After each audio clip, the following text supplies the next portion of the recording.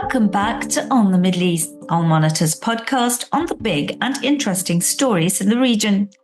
My name is Amran Zaman, and today we'll be focusing on Syria, where an al-Qaeda offshoot called Hayat Tahrir al-Sham seized control of Aleppo, Syria's second largest city and commercial heart, in a lightning offensive without facing any resistance from the Syrian regime. The group that has close links to Turkey is now advancing south towards another key town, Hama. The regime of Syria's President Bashar al-Assad, once deemed invincible, has not looked more precarious in years. How will the regime's top allies, Russia and Iran, respond? What is Turkey's endgame? With us here to discuss all of this is French academic Fabrice Balanche, who is among Europe's top experts on Syria.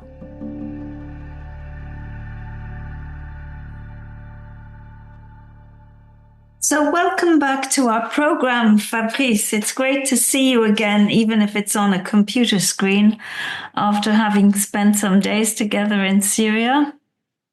Yes, it was a great experience to visit another time this northeastern Syria, so complicated and so under threat. As we know from Turkish and also Daesh side. But so much changed since we were last there. I mean, I recall us talking about how Israel may go after Assad. You were even predicting they might actually assassinate him if he didn't, cooperate on Iran. In other words, in sort of disengaging himself from that relationship with Iran. And yet something quite different happened. We saw the HTS, this large group in Idlib, this Salafist group, capture Aleppo within the space of a few hours almost. So how do you interpret these developments? Is Assad's regime under real threat? Could he be overthrown? Yes, this jihadist offensive against Aleppo, and they are going probably to take Hama too.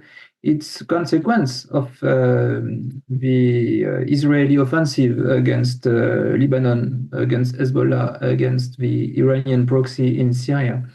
All the strike that we have seen last year against Iranian proxies in Syria weaken the Hezbollah and the regime, because especially Hezbollah was very involved in the defense of Aleppo, with also many Shia militia coming from Iraq.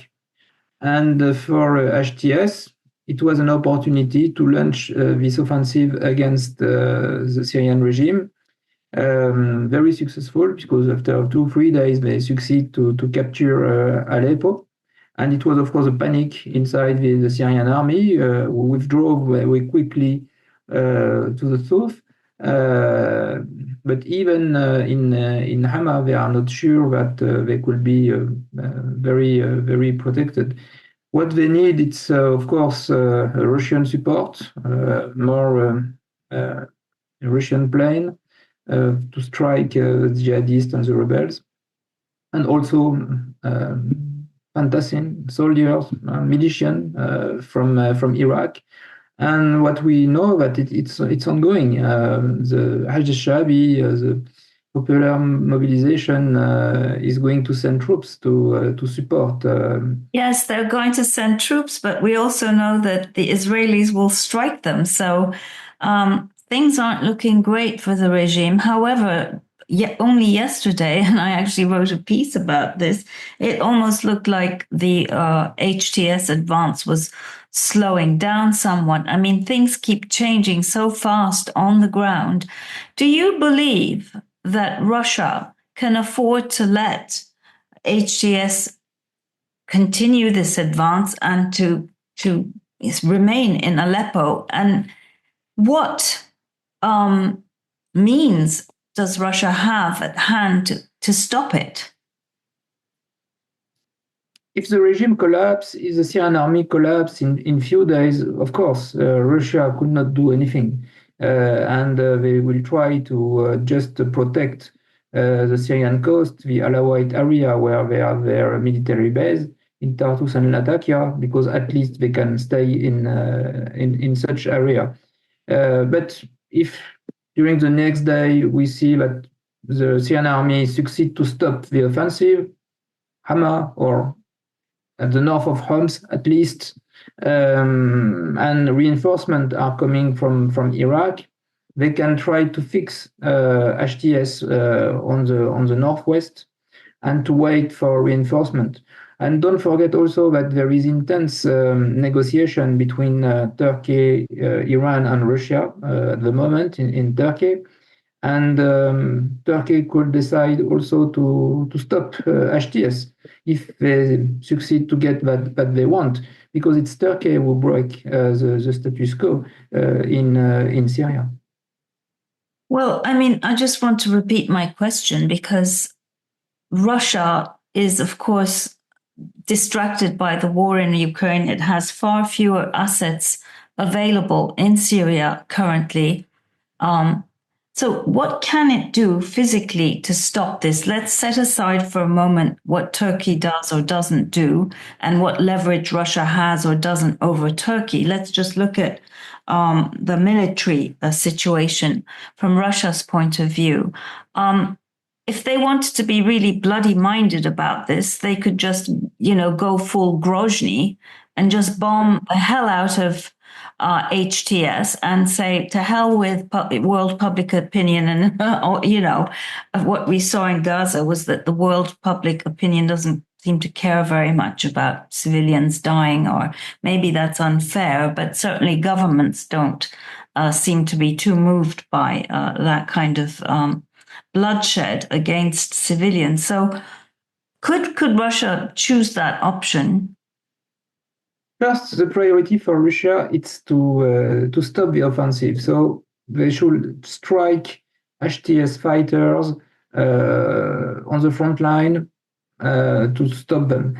Second time, if they want that the HTS fighter withdraw, they have to bomb a very strongly Idlib area where you have the jihadist families, destroy Idlib, destroy the camp, as we have seen in Gaza, of course, and to send a clear message to HTS. If you want that we destroy Idlib, okay, and we are going to do that, and the world will not care. So you have to withdraw from Aleppo, you have to withdraw from Hama, and we will not do that. Of course, it's I think on the table with Turkey, because if they strike strongly Idlib, you will have hundreds of thousands, millions of civilians.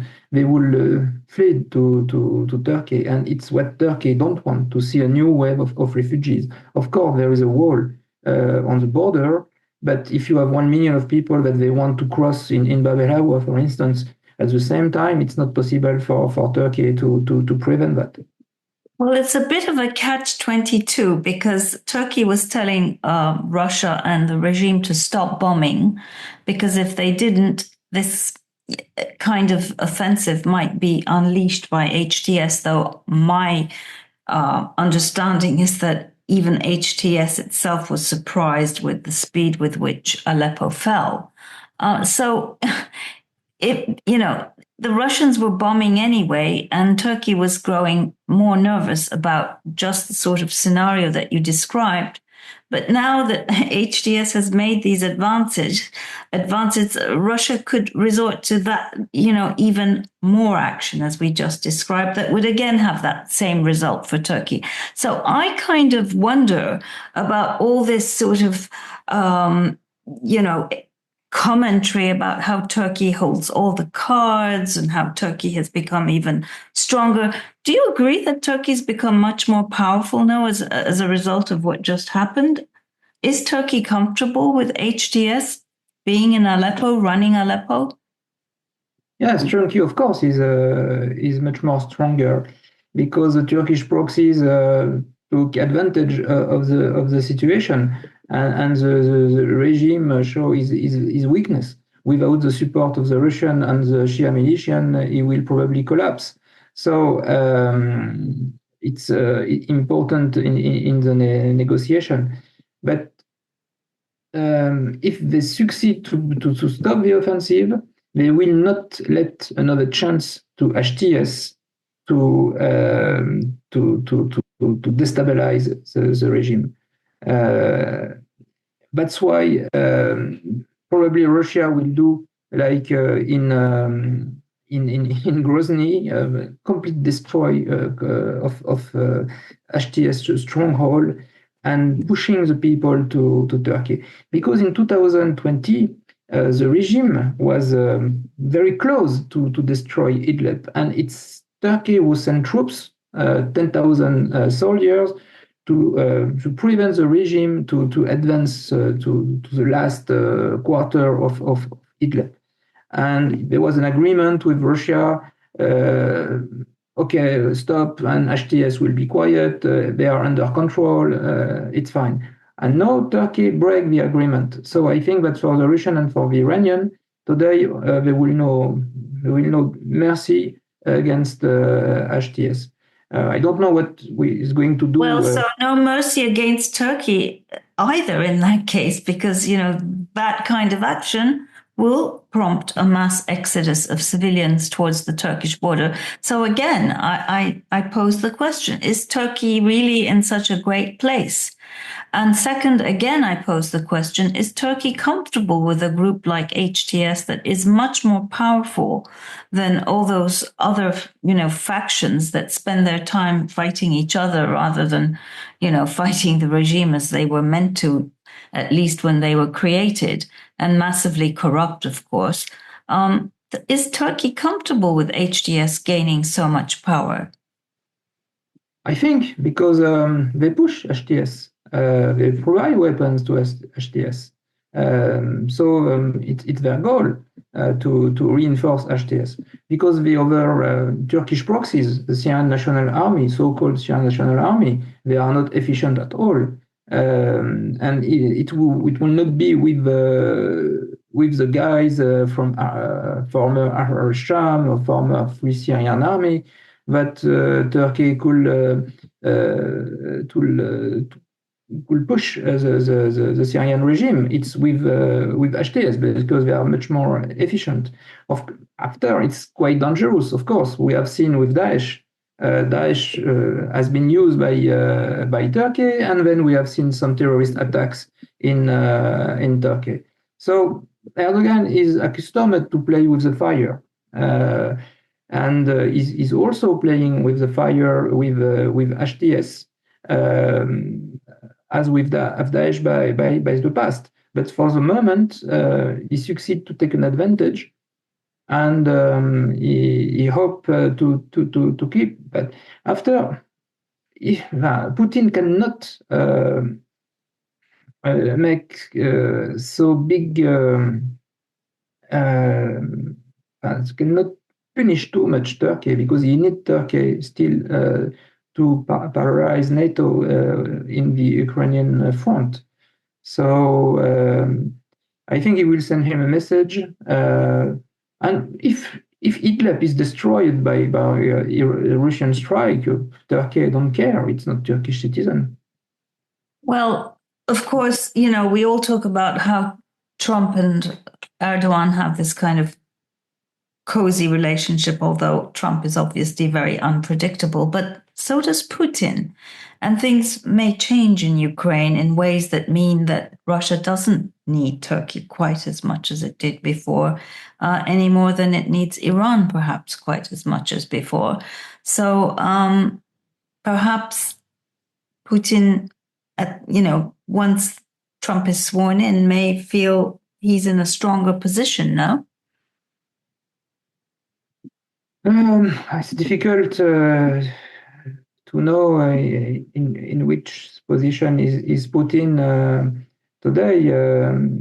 Okay, he preferred probably Trump because Trump spoke about peace agreement very soon about Ukraine, and so if there is peace in Ukraine, Putin don't need so much Turkish neutrality, and he can take the risk to create problem with Turkey and to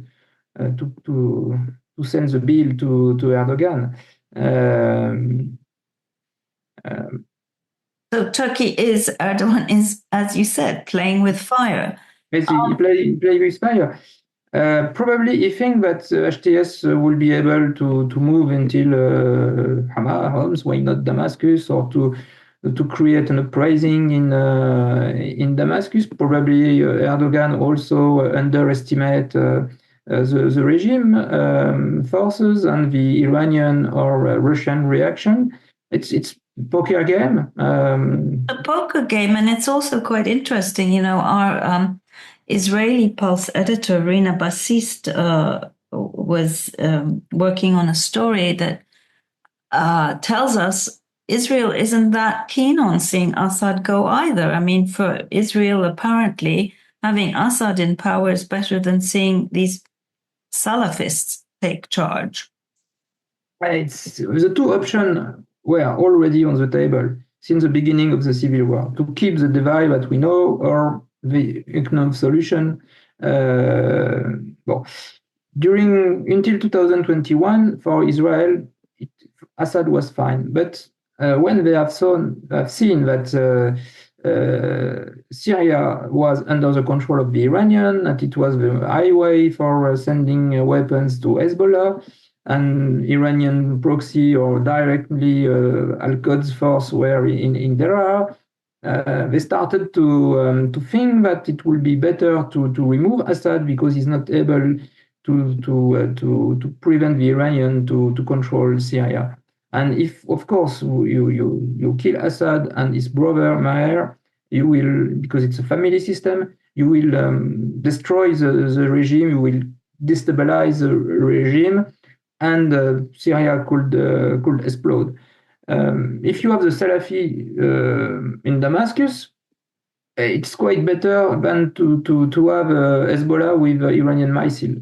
So you think that our reporting on this may be not quite accurate? Is that what you're saying? But the first problem for Israel, it's Iran and Iranian missile, Iranian nuclear program, and Salafist. Okay, we can make terrorist attacks, they can launch rockets on Israel, but it's not so dangerous than Iran. So between the two options, I think that for Israel it's better to have Salafist in Damascus, to have an explosion of Syria, of course, Kurds, Alawite, Druze, and probably also other small emirate who will be created in Syria, a division of the country, and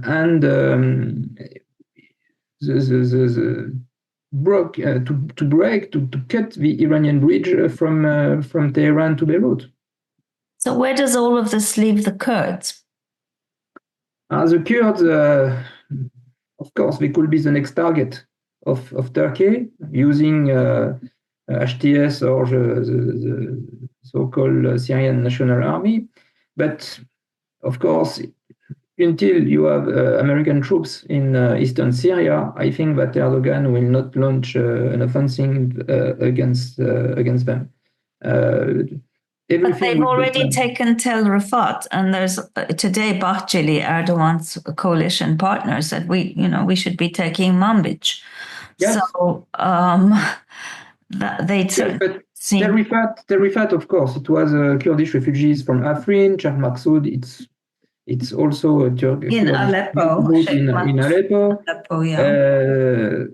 Manbij, it's an Arab city, it's an Arab territory. Of course, the Kurds could not stay on long term on controlling Arab territories, even Raqqa or Derzor. It's so difficult for them to stay in the area.